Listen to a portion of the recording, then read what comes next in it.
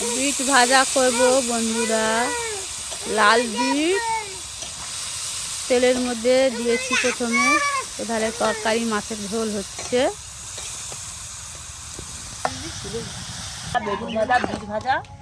আজকের অনেক কিছু রেসিপি বন্ধুরা। এদিকে বেগুন ভাজা, কড়াই শাকের ভাজা, এদিকে বিটের ভাজা হচ্ছে, ওইদিকে মাছের ঝোল, মাছ কুমড়ার বড়ি, আলু মাছ দিয়ে ঝোল।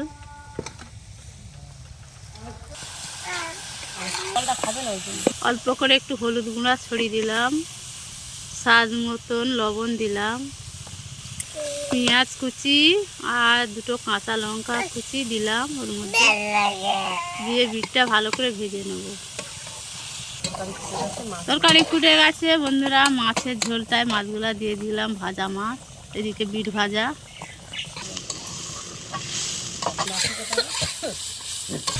বিটের ভাজা বন্ধুরা হয়েছে, আর একটু পরে নামিয়ে নেব। বিট ভাজাটা হয়ে গেছে, নামিয়ে নেব।